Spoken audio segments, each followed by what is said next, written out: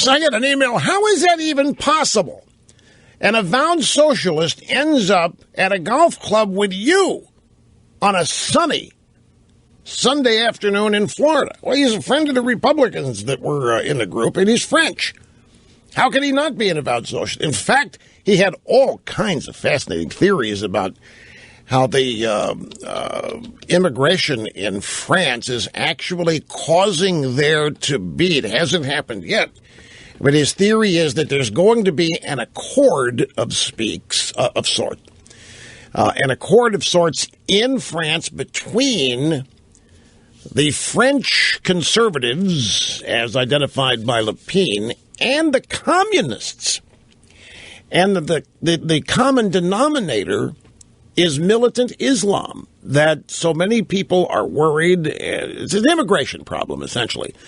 And he said, don't be surprised if you see this kind of political arrangement at some point down. I was incredulous. I said, I'd make sure that I was hearing it. You're telling me there might be an alignment, a voting alignment between French communists and Le Pen? It could happen. It could happen. And he started explaining to me why and how. But the point is, when I threw out my theory that the United States, as we know it, is over and finished, the guy's an avowed socialist. You know, rather than just asking point blank, I threw it out there. I figured a reaction to that's going to give me a much more honest opinion of what he thinks, or anybody, than just asking him point blank. And he wasn't, no way, this is the greatest place on earth. There's no way not even Obama can destroy it. We're not happy with Obama, blah, blah, blah, blah, blah.